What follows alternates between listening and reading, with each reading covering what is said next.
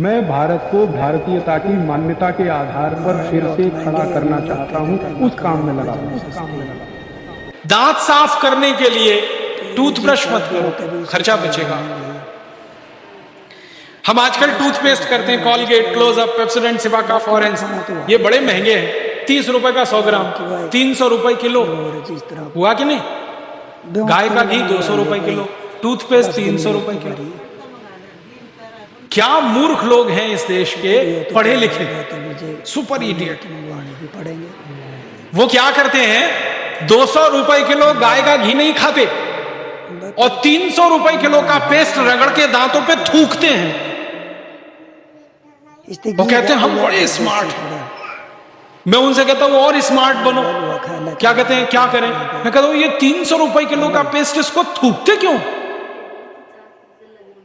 इसी को रोटी पे लगा लगा के खा लो, गाय के घी से तो महंगा है। कितना फालतू खर्चा कर रहे हैं। 300 रुपए किलो का पेस्ट। मैंने एक दिन हिसाब निकाला था, एक आदमी रोज जो ब्रश करता है ना सवेरे का, तो एक बार के ब्रश में 1.5 से 2 ग्राम टूथपेस्ट इस्तेमाल होता है। अगर वो आदमी 60 साल तक, अपनी जिंदगी के 60 साल तक ब्रश करता रहे, तो एक आदमी का टूथपेस्ट का खर्चा 1,40,000 रुपए आता है 60 साल तक। एक पेस्ट आता है 100 ग्राम 30 रुपए का। जिंदगी में वो जितने पेस्ट इस्तेमाल करेगा 60 साल में, उसका हिसाब जोड़ा 1,40,000 के आसपास खर्चा। क्या फालतू खर्चा है, बंद करो ये, इसकी कोई जरूरत नहीं है। ब्रश को पेस्ट लगा के रगड़ने की कोई जरूरत नहीं है। फोकट का काम करो, दातुन करो, दातुन। भागवत जी ने कॉलगेट के लिए मना किया है। कॉलगेट खाई नहीं तो लिखा भी नहीं है उन्होंने कहा कि आप नीम का दातुन करें, और नीम से भी अच्छा एक दातुन उन्होंने बताया, मदार। मदार समझते, मदार का एक पेड़ होता है, वो कहते हैं नीम से भी अच्छा है, क्योंकि वो और ज्यादा कषाय है, और ज्यादा। फिर एक है बबूल, फिर एक है अर्जुन। अर्जुन की छाल आपने पिया ना, अर्जुन की दातुन भी होती है। तो ऐसे 12 वृक्ष उन्होंने बताए, नीम है, मदार है, अर्जुन है। फिर ये जो होता है ना, आम, बबूल है, आम है, अमरूद है। ऐसे 12 वृक्षों का उन्होंने वर्णन किया है कि इनकी दातुन ही करना। इसके आगे 13वें वृक्ष के लिए, और वो डिटेल लिखा है किताब में, आप ले सकते हैं। जब उन्होंने आगे लिखा है वो मैं अभी बता दूं। वो ये कहते हैं कि जीवन में जो ऋतु है, ऋतु गर्मी है, फिर सर्दी है, फिर बरसात है, 3 तो मुख्य ऋतुएं हैं। फिर इनकी उप ऋतुएं हैं, तो 6 हो जाती है। शरद है, शिशिर है, वसंत है। तो मोटा मोटा बता देता हूं, ज्यादा बारीक आपको याद नहीं रहेगा। वो ये कहते हैं कि जब गर्मी का सीजन है, गर्मी माने अप्रैल से शुरू कर लीजिए, उगादी से शुरू कर लीजिए, नहीं तो आप मकर संक्रांति से ही मान लीजिए। तो मकर संक्रांति से लेकर जब तक गर्मी है, माने बारिश नहीं होती, तब तक नीम के दातुन की बात कही। दूध दाद पिएगा शाम ने, तो इसमें चैत्र भी आएगा, वैशाख। अब आप पुरानी चीज जरा देखिए कि हमारे बचपन में हमारी दादी कहती थी कि देख, चैत्र का महीना लग गया, नीम के पत्ते खा ले, तो अगले 1 साल तक बीमार नहीं पड़ेगा। और तो वो समय यही आता है जो भागवत जी का। क्यों?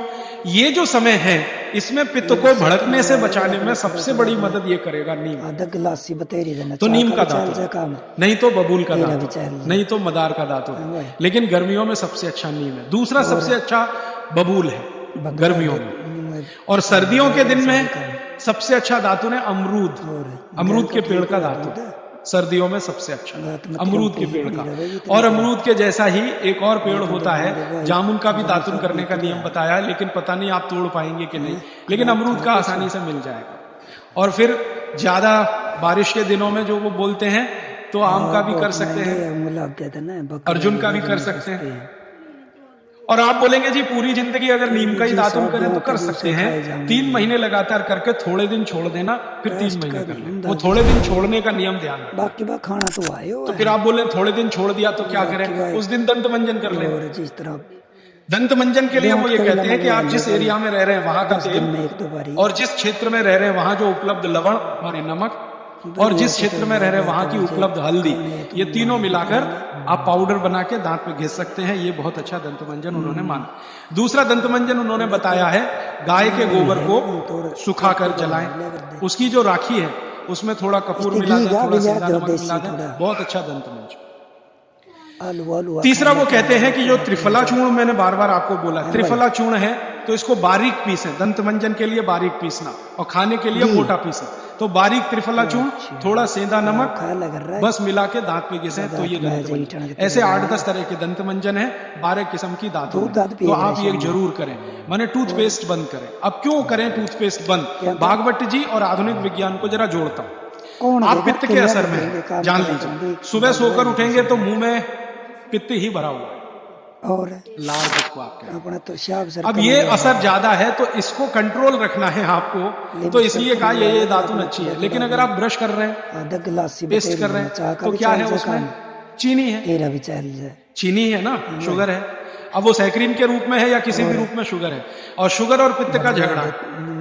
चल ले जाएगा। तो सुबह उठते ही अगर आप पेस्ट कर रहे हैं जो मीठा है तो सर्वनाश है। मीठा ब्रश माने मीठा पेस्ट पित्त में मिलाएं तो पित्त को तो बिल्कुल खराब करेगा ही और मुंह को भी खराब करेगा, क्योंकि सुबह का मुंह आपका मीठे के असर में आया, मीठे के असर में, तो 101% चांसेस हैं कि आपके दांत खराब होना जल्दी शुरू बहुत महंगे है। और मेरा ऑब्जर्वेशन है कि जो ज्यादा पेस्ट कर रहे हैं उन्हीं के दांतों में कीड़े सबसे ज्यादा लग रहे हैं। कीड़े लगना माने दांत खराब हो जाएंगे। आप बंद करिए, ये अच्छा नहीं। विज्ञान के हिसाब से बहुत खराब और धर्म के हिसाब से तो और भी खराब है। मैं कई बार यहाँ बोल के गया हूँ, सभी कॉलगेट, क्लोजअप, पेप्सोडेंट जैसे टूथपेस्ट मरे हुए जानवरों की हड्डियों से बन रहे हैं। बेंत का गला मंगवा ले भाई, जैसे कॉलगेट बन रहा है मरे हुए सुअर की हड्डियों से। ये प्रयोगशाला में प्रयोग करके हम प्रमाणित करने के बाद बोल रहे हैं आपसे, क्योंकि मैं जानता हूँ सामने वाली कंपनी मेरे खिलाफ केस कर सकती है। फिर भी मैं बोल रहा हूँ कि कॉलगेट बन रहा है मरे हुए सुअर की हड्डियों से, पेप्सोडेंट बन रहा है मरी हुई गाय की हड्डियों से, क्लोजअप और फॉरहन